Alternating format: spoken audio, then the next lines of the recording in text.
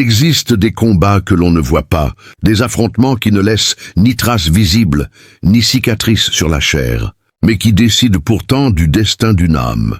Ce ne sont pas les luttes des foules ni les guerres annoncées qui révèlent la véritable puissance, mais ces moments silencieux où un être avance seul, entouré d'influences obscures, de forces invisibles et d'intentions dissimulées.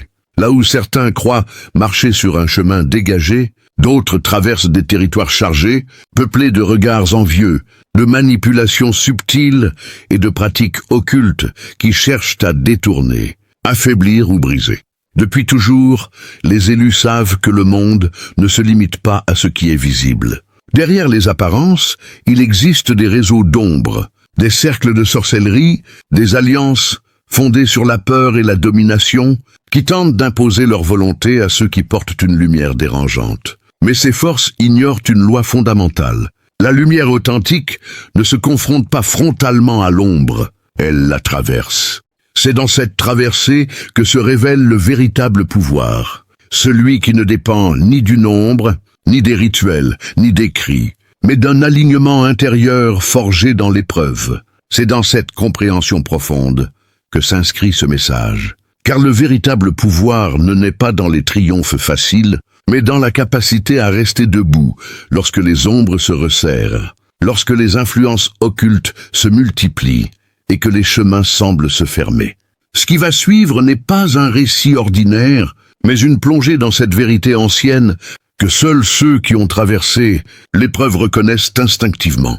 Le véritable pouvoir ne se jauge jamais dans les victoires confortables, lorsque les foules applaudissent et que les routes semblent bénies d'avance. Il se révèle dans l'épreuve brute, lorsque vous avancez encerclés par des légions d'ombre, par des cercles de sorcellerie, des coalitions d'êtres nourris par la duplicité, des manipulateurs de forces invisibles, persuadés de détenir les clés secrètes du réel. C'est dans ces instants que la vérité se dévoile.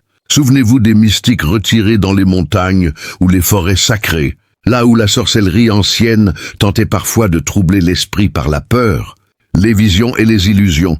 Le moine initié, confronté à ces tempêtes intérieures et aux influences occultes, ne fuyait pas. Il s'asseyait dans le silence, observait les surgissements de peur comme des reflets de son propre esprit, et comprenait que chaque attaque invisible n'était qu'un miroir révélant une vérité plus profonde. Par cette contemplation lucide, sans combat ni agitation, il dissolvait les œuvres de sorcellerie elles-mêmes, car ce qui est vu avec clarté perd son emprise. Les forces qui cherchaient à l'atteindre se trouvaient privées de nourriture, et leur pouvoir s'éteignait dans le calme de sa présence. Prenons un exemple concret, mystique et saisissant. Un seul élu, face à un gang de sorcières qui régnait sur une cité oubliée, n'avait ni armes ni alliés. Les sorcières étaient maîtresses des illusions, capables de plier la réalité, d'invoquer des tempêtes et de transformer les cauchemars en prisons tangibles. Mais cet élu possédait une force plus ancienne et plus subtile. Il avait transmuté sa souffrance en lumière, ses blessures en talisman et son isolement en sanctuaire intérieur. Il marcha au cœur de leur cercle, chaque pas résonnant avec l'harmonie du cosmos, chaque souffle vibrant d'une sagesse que nul sort ne pouvait corrompre. Alors que les sorcières lançaient leurs sortilèges, créant des mirages terrifiants et des murmures envoûtants, l'élu ne se défendait pas. Il observait. Il percevait le flux karmique derrière chaque incantation, discernait l'intention derrière chaque illusion. Et là, dans le silence de sa méditation, il transforma leur énergie contre elle-même. Les flammes qui devaient le consumer devinrent lumière révélatrice. Les ombres se dissipèrent devant sa présence, et les murmures hypnotiques se muèrent en vérité audible. La vérité de leur propre masque, de leur propre vanité. Une à une, les sorcières furent désarmées non par la force, mais par la pureté de la vision intérieure, la clarté de l'âme éveillée et la paix qui transcende le tumulte. À la fin, elles étaient présentes, mais comme des fantômes de ce qu'elles avaient cru être, incapables de nuire, tandis que l'élu se tenait debout, intact, couronné d'une gloire invisible que seuls les initiés peuvent comprendre. Je m'appelle Jean-Michel, humble serviteur du Très-Haut, simple témoin de sa gloire infinie. Il y a quelques années, quand les flèches invisibles pleuvaient sur moi, sorcellerie rampante, malédiction murmurée dans l'ombre, tempête de trahison et de mensonges qui auraient dû me briser 1000 fois. J'ai senti le sol se dérober sous mes pieds. Les ténèbres semblaient avoir gagné. Attaque spirituelle nocturne, épuisement total de l'âme, complot tissé par des mains que je croyais amies. Pourtant, au cœur de cette nuit la plus noire, alors que je n'avais plus ni force ni mots, Dieu s'est souvenu de moi, pas avec un tonnerre spectaculaire, mais avec cette paix qui dépasse tout entendement. Cette lumière intérieure qui s'est allumée doucement, comme une aube que personne ne peut arrêter. Cette puissance intérieure, celle que le Très-Haut a placée en chacun de ses élus, m'a permis de traverser ses assauts sans être détruit. Chaque coup reçu s'est transformé en leçon sacrée, chaque épreuve en portail d'éveil, chaque tempête en occasion de lucidité plus profonde. Les ténèbres pensaient me consumer, elles n'ont fait que me purifier. Et dans le silence de cette victoire invisible, j'ai vu les chaînes se briser, les sortilèges se retourner en fumée, les ennemis s'effondrer sous le poids de leurs propres illusions. Dieu s'est souvenu de moi, non pour me venger par la colère des hommes, mais pour me relever comme un étendard vivant de sa fidélité. Il est venu au moment précis où tout semblait perdu, prouvant une fois de plus qu'il n'abandonne jamais ses serviteurs, qu'il arrive toujours à l'heure exacte où la foi est mise à l'épreuve ultime. Chers élus qui regardez cette vidéo, regardez-moi. Si le Très-Haut a fait cela pour un simple Jean-Michel, il le fera pour vous aussi. Votre puissance intérieure n'est pas éteinte par les attaques. Elle est en train de s'allumer plus fort. Vos épreuves ne sont pas votre fin. Elles sont le creuset où il forge votre victoire silencieuse. Confiez-vous à lui sans réserve. Il se souvient de vous, il viendra. Et quand il viendra, les ténèbres n'auront d'autre choix que de reculer devant la lumière qu'il a placée en vous depuis l'éternité. Gloire à Dieu seul. Chers élus, guerriers invincibles du Très-Haut, si ces paroles ont allumé en vous le feu de la certitude que vous êtes gardés, scellés et inaccessibles aux ténèbres, alors passez à l'action dès maintenant. Abonnez-vous sans attendre à cette chaîne pour recevoir chaque révélation qui renforce votre armure spirituelle, aiguise votre discernement et vous rappelle sans cesse votre identité royale dans le royaume, des élus intouchables, couverts par le sang précieux de l'agneau. Et dans les commentaires, proclamez cette phrase percutante, courte, puissante, comme un glaive spirituel lancé contre les forces des ténèbres. Aucune force maléfique ne peut nuire aux élus de Dieu. Aucune sorcière ne peut atteindre ceux que le Très-Haut protège. Copiez-collez cette déclaration, exacte ou votre version, inspirée par le Saint-Esprit. Mettez-la en majuscule si le feu brûle en vous et taguez un frère ou une sœur élue qui a besoin de cette vérité aujourd'hui. Votre abonnement plus votre commentaire, une onde de choc dans le royaume spirituel. Faites-le tout de suite. Les ténèbres reculent déjà. Gloire à Dieu seul. Jean-Michel, humble serviteur du Très-Haut. Chaque trahison, chaque machination, chaque masque fin devient un maître silencieux. La tourmente, si elle est contemplée comme un guide plutôt que subie comme une malédiction, se transforme en mandala sacré. Chaque épreuve est un cercle de vérité. Chaque douleur un enseignement mystique. Vous traversez des tempêtes semblables, non pour subir, mais pour observer, pour discerner, pour extraire la lumière qui sommeille dans l'obscurité. La horde, le nombre, les sortilèges ou la coercition ne peuvent vaincre celui qui connaît le flux invisible et marche avec la sagesse des étoiles. Votre puissance réside dans la maîtrise intérieure, dans le sanctuaire que vous avez bâti en vous. Là où les autres voient chaos et confusion, vous percevez les cycles karmiques et les illusions de Maya. Là où les ennemis s'enlisent dans leur propre cercle de peur et de tromperie, vous avancez avec calme et clairvoyance, transformant chaque épreuve en tremplin vers votre ascension. La victoire n'est pas dans la destruction de l'autre, mais dans la dissolution de l'illusion qui les anime et dans la manifestation de votre lumière intérieure qui transforme les ténèbres en révélation.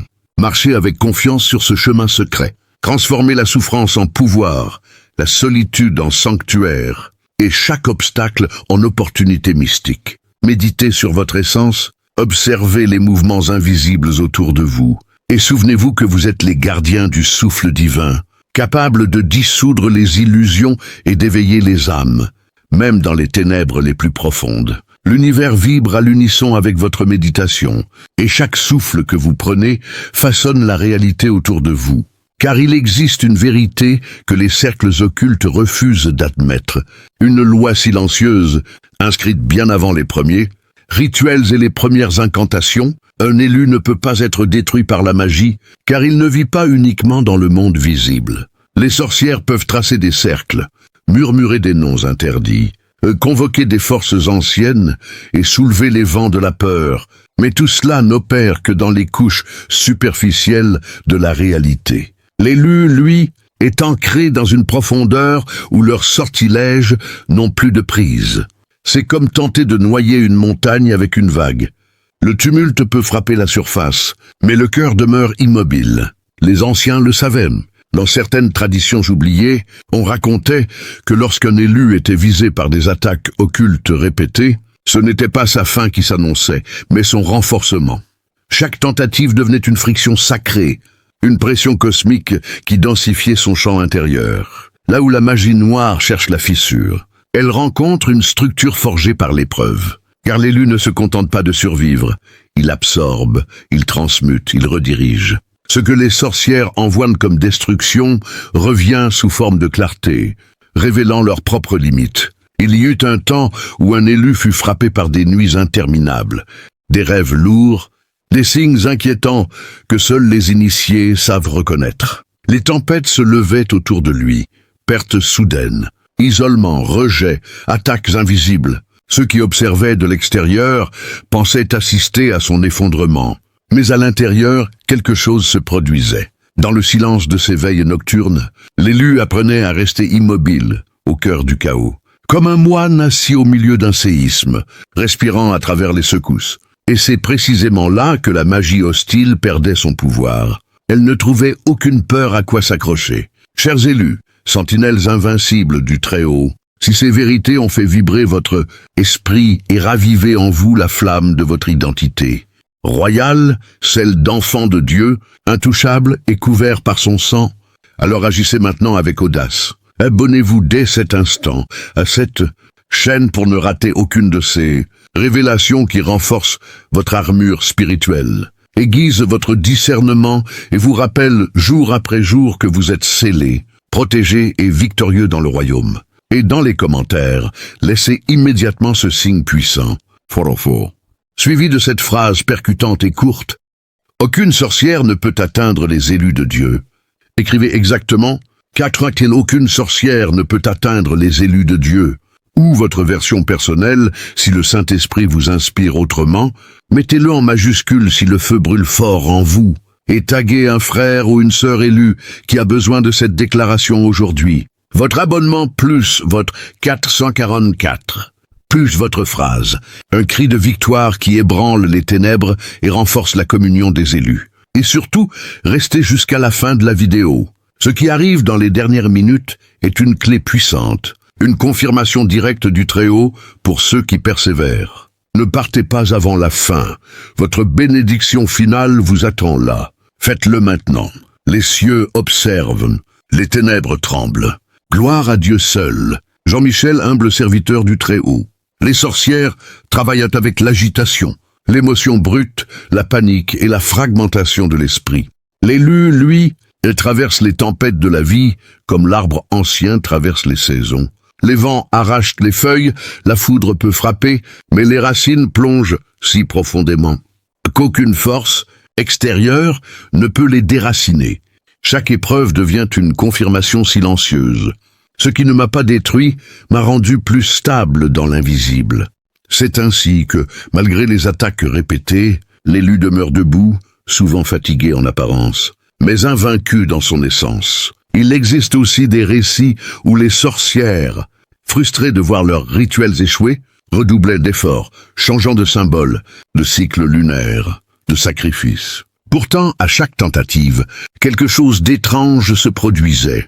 Leur propre vie entrait en désordre. Maladies soudaines, conflits internes, perte de contrôle. Car l'énergie qu'elles projetaient rencontrait un mur de cohérence spirituelle et revenait comme un écho amplifié. L'élu n'avait rien fait consciemment pour se défendre. Sa simple alignement intérieur suffisait. Sa paix agissait comme une loi naturelle. Et il en va de même pour les tempêtes de la vie ordinaire. Les élus traversent des périodes où tout semble s'écrouler en même temps. Relations brisées, chemins bloqués, incompréhension profonde, solitude prolongée. Pourtant, même au bord de l'épuisement, quelque chose en eux refuse de céder. Ce n'est pas de l'orgueil, ni une volonté forcée, mais une fidélité silencieuse à leur mission. Comme le pèlerin qui marche dans le désert sans voir l'oasis, mais continue parce qu'il sait, au plus profond, que l'eau existe. C'est là que réside le mystère le plus déroutant pour les ténèbres. L'élu ne combat pas pour gagner, il avance parce qu'il est en accord avec une force plus vaste que lui. Et cette force ne connaît pas la défaite. Elle peut ralentir, éprouver, purifier, mais jamais abandonner. Voilà pourquoi, malgré toutes les magies, malgré les tempêtes, malgré les nuits noires de l'âme, les élus sont toujours là, transformés, parfois marqués, souvent incompris, mais toujours debout. Et lorsque la poussière retombe, lorsque les rituels se taisent et que les vents se calment, une seule chose demeure évidente. Les ténèbres n'ont jamais réussi à éteindre ce qu'elles ne pouvaient ni comprendre ni atteindre. Car l'élu ne marche pas seulement dans ce monde, il est soutenu par un ordre invisible, une intelligence silencieuse qui fait de chaque épreuve une marche de plus vers la lumière. Il arrive un moment où les ténèbres comprennent une chose troublante. Plus elles s'acharnent contre un élu, plus elles participent, malgré elles, à son élévation. C'est une loi ancienne, connue des sages, mais ignorée de ceux qui manipulent l'ombre par arrogance. L'élu n'est pas protégé parce qu'il est épargné, mais parce qu'il est préparé. Chaque tempête qui se lève autour de lui affine son discernement, élargit sa perception et solidifie son axe intérieur. Là où d'autres se brisent sous la pression, lui s'aligne davantage, comme une boussole qui retrouve le nord précisément au cœur du chaos. Les sorcières peuvent tenter de fragmenter son esprit, d'introduire la confusion, de provoquer la fatigue de l'âme. Elles savent que l'usure, lente est souvent plus efficace que l'attaque frontale. Pourtant, elles se heurtent à une anomalie spirituelle. L'élu traverse la fatigue sans perdre sa direction. Même lorsqu'il doute, même lorsqu'il vacille, quelque chose en lui reste intact. C'est ce noyau silencieux que la magie ne peut atteindre. Comme le centre immobile d'un cyclone, il demeure calme alors que tout tourbillonne autour. Dans certaines traditions initiatiques, on raconte que lorsqu'un élu est visé par des forces occultes persistantes, il entre sans le savoir dans une phase appelée la forge invisible. C'est un temps où la vie elle-même devient initiatrice. Les événements se succèdent avec une précision déroutante. Perte, retard, humiliation, silence prolongé. Tout semble conçu pour briser la volonté. Mais en réalité, chaque épreuve enlève une illusion de plus.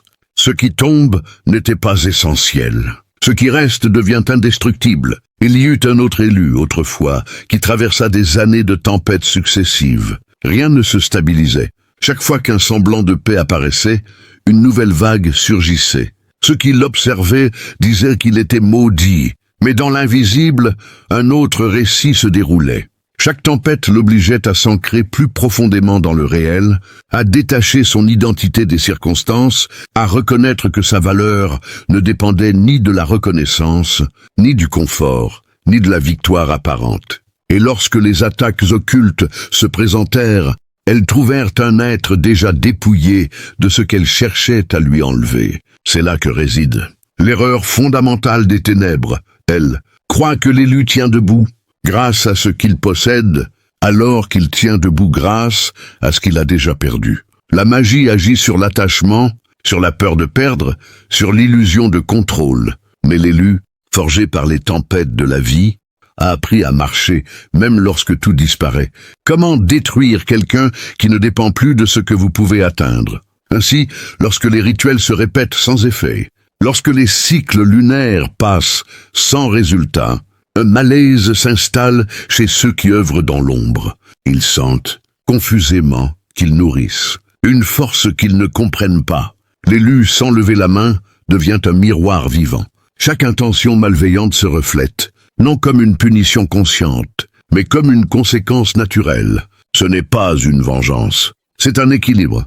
Et pendant ce temps, l'élu continue d'avancer, parfois lentement, parfois dans le silence, parfois avec des cicatrices encore fraîches, mais toujours avec cette verticalité intérieure que rien ne peut incliner durablement. Les tempêtes de la vie continuent de passer car elles font partie du chemin, mais elles ne sont plus perçues comme des menaces. Elles deviennent des messagères, des révélatrices, des rappels que la lumière véritable ne s'affirme pas dans le confort, mais dans la traversée. C'est pourquoi, malgré les années, malgré les attaques visibles et invisibles, malgré les tentatives répétées de l'éteindre, l'élu demeure. Il ne triomphe pas comme les héros des récits ordinaires. Il triomphe autrement, en restant présent, conscient, aligné, alors même que tout semblait conçu pour le faire disparaître. Et cette simple persistance devient une victoire, métaphysique que les ténèbres ne peuvent ni contester ni annuler. Car tant que l'élu respire, tant qu'il marche, tant qu'il garde cette fidélité silencieuse à ce qu'il est au plus profond, aucune magie, aucune tempête, aucune nuit ne peut avoir le dernier mot. Le chemin continue, non parce qu'il est facile, mais parce qu'il est juste. Avec le temps, un phénomène subtil se manifeste autour de l'élu, quelque chose que les ténèbres perçoivent sans pouvoir le nommer. Ce n'est ni une armure visible, ni un sort de protection, mais une densité spirituelle. L'élu ne fuit plus les tempêtes, il ne les anticipe même plus avec crainte. Il marche, simplement. Et cette simplicité devient insupportable pour ceux qui vivent de manipulation et de contrôle. Car l'élu n'est plus réactif. Il n'offre plus de prise. Là où la magie cherche une faille émotionnelle, elle rencontre un espace clair, silencieux, presque vide, un vide conscient. Les sorcières savent que la peur est une porte. Elles savent que la colère est un levier. Elles savent que le désespoir est un terrain fertile. Mais chez l'élu, ces portes ont été traversées, explorées, puis refermées de l'intérieur. Il connaît la peur, mais elle ne le gouverne plus. Il connaît la colère, mais elle ne le guide plus. Il connaît la solitude, mais elle ne le définit plus. Ainsi, lorsqu'un rituel est lancé, lorsqu'une intention sombre est projetée, elle glisse sur lui comme une pluie sur une pierre polie par les siècles. Dans certaines visions mystiques, on raconte que les élus finissent par devenir des zones neutres dans l'invisible. Là où ils passent, les forces hostiles perdent leur cohérence. Les conflits se désagrègent. Les intrigues se contredisent d'elles-mêmes. Ce n'est pas parce que l'élu impose quoi que ce soit, mais parce que sa présence introduit une fréquence qui rend le mensonge instable. Comme une note juste dans une pièce désaccordée, il révèle sans attaquer, il expose sans accuser. Il y eut un temps où un élu entra dans un lieu chargé, connu pour avoir été le théâtre de rituels anciens et de pactes obscurs. Ceux qui l'accompagnaient ressentirent immédiatement une lourdeur, une oppression presque suffocante. Lui pourtant resta calme. Il respira lentement, posa le pied au sol avec conscience, et intérieurement il s'ancra. Sans le savoir, il réalignait l'espace. Les sensations oppressantes s'atténuèrent. Les murmures cessèrent. Ce n'était pas un combat, c'était un rappel d'ordre, comme si la réalité retrouvait sa verticalité naturelle. Les tempêtes de la vie continuent, car elles font partie du mouvement. Mais désormais, elles ne sont plus perçues comme des menaces existentielles. Elles deviennent des passages. L'élu sait que tout ce qui se lève doit traverser et retomber. Il ne s'accroche plus aux accalmies, il ne dramatise plus les chaos. Cette posture intérieure désarme profondément les ténèbres, car elles ne savent agir que sur l'excès, la fuite ou la fixation. Face à quelqu'un qui traverse sans s'agripper, leur pouvoir s'érode. C'est ainsi que progressivement, les attaques cessent. Non parce que l'élu est devenu invisible, mais parce qu'il est devenu inutile à attaquer. Les forces obscures se détournent de lui comme on abandonne un terrain devenu stérile. Elles cherchent ailleurs des esprits fragmentés, des consciences instables, des âmes encore prises dans la peur. L'élu, lui, continue sa route, parfois sans même réaliser que la guerre est terminée. Et pourtant, ce n'est pas la fin du chemin. C'est une autre phase, une marche plus silencieuse, plus subtile. L'élu commence à comprendre que sa simple manière d'être est devenue un enseignement vivant, sans discours, sans confrontation, Sans démonstration, il incarne ce que les tempêtes n'ont pas réussi à briser. Sa présence devient un repère pour ceux qui traversent encore la nuit. Il ne les sauve pas, il ne les guide pas activement. Il montre par son équilibre que la traversée est possible. Car la plus grande victoire sur les ténèbres n'est pas de les combattre éternellement, mais de devenir quelqu'un qu'elles ne peuvent plus atteindre. Et lorsque l'élu réalise cela, non par orgueil mais par lucidité, il comprend enfin le sens profond de toutes les tempêtes traversées. Elles n'étaient pas là pour le détruire, elles étaient là pour le révéler. Le chemin continue alors, dépouillé de drames, mais chargé de sens. Et dans ce calme retrouvé, l'élu avance, non comme un survivant, mais comme une présence stable dans un monde encore agité. La lumière qu'il porte n'éclaire pas violemment. Elle éclaire juste assez pour montrer que même après les nuits les plus longues, quelque chose demeure intact, silencieux, invaincu. À mesure que le temps s'étire, l'élu découvre une vérité encore plus déroutante. Ce ne sont pas seulement les attaques occultes qui se sont dissipées, mais la nécessité même de se défendre. Quelque chose s'est déplacé dans l'ordre invisible. Les tempêtes existent toujours, mais elles ne se dressent plus contre lui. Elles passent autour, comme si le monde avait appris à contourner sa stabilité. L'élu n'est plus un point de rupture dans le chaos, il est devenu un axe. Et tout ce qui tourne autour d'un axe finit par s'organiser. Dans certaines traditions mystiques, on enseigne qu'un être qui a traversé suffisamment d'épreuves cesse d'être une cible pour devenir un seuil. Les forces obscures ne l'attaquent plus frontalement, car il n'est plus à l'intérieur de leur champ d'influence. Il marche désormais entre les mondes, ni dans la peur, ni dans la domination, mais dans une présence claire. Là où d'autres cherchent encore à survivre, lui incarne déjà la continuité. Sa simple existence devient un rappel silencieux que la lumière n'est pas fragile, qu'elle n'a jamais eu besoin de se battre pour exister. Il y eut un ancien récit où un élu, après des années de persécutions visibles et invisibles, comprit soudain que les ténèbres avaient cessé de le suivre, non parce qu'il s'était caché, mais parce qu'il avançait sans résistance intérieure. Les forces qui autrefois tentaient de l'encercler se dissipaient dès qu'elles s'approchaient. Non pas brûlées, non pas repoussées, mais rendues inutiles. Comme des ombres à midi, elles n'avaient plus de forme. Les tempêtes de la vie continuèrent pourtant. Responsabilité lourde, décision solitaire, passage de vide, silence prolongé. Mais l'élu ne les interprétait plus comme des épreuves imposées. Il les reconnaissait comme des mouvements naturels de l'existence. Il avait appris à rester debout sans se raidir, à avancer sans forcer, à accueillir sans se perdre. Cette posture intérieure est ce que les anciens appelaient la victoire silencieuse. Celle qui ne s'annonce pas, qui ne s'exhibe pas, mais qui transforme profondément la réalité. C'est alors que l'élu commence à percevoir autre chose. Il n'est pas seul. Sans signes visibles, sans paroles échangées, il reconnaît d'autres élus, non par leur discours, mais par leur regard, par leur calme au milieu de l'agitation, par leur capacité à traverser les tempêtes sans s'endurcir. Ils se croisent parfois, brièvement, dans des lieux ordinaires, mais quelque chose circule, une reconnaissance muette, comme si les âmes se saluaient au-delà des apparences. Et dans cette reconnaissance silencieuse, une mission plus vaste se dessine. Non pas convertir, non pas combattre, non pas convaincre, mais tenir la ligne. Rester stable pendant que le monde oscille. Être une présence qui rappelle sans mots que les ténèbres n'ont jamais eu le dernier mot, qu'elles n'ont fait que révéler la solidité de ce qu'elles tentaient de briser. Car au fond, l'élu n'a jamais été choisi pour être épargné. Il a été choisi pour traverser. Traverser les magies, les tempêtes, les pertes, les illusions.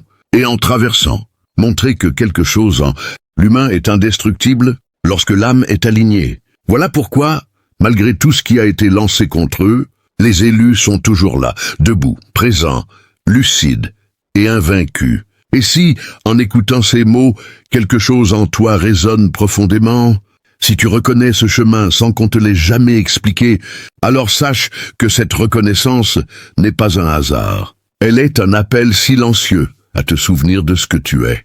Si tu fais partie de ceux qui marchent encore, qui tiennent encore, qui traversent encore, malgré les tempêtes visibles et invisibles, alors rejoins cette lignée silencieuse. Abonne-toi pour continuer ce voyage de conscience et laisse un signe parmi les initiés en commentant 888, symbole d'alignement, de continuité et de victoire intérieure sur les ténèbres. Le chemin se poursuit et tu n'es pas seul, chers élus, flammes vivantes du Très-Haut, pour sceller ce témoignage et graver une vérité indélébile dans vos esprits. Je vous livre, moi Jean-Michel, humble serviteur du Dieu Très-Haut, le conseil le plus tranchant, le plus radical, le plus redoutable que j'ai jamais porté dans mes os et dans mon sang.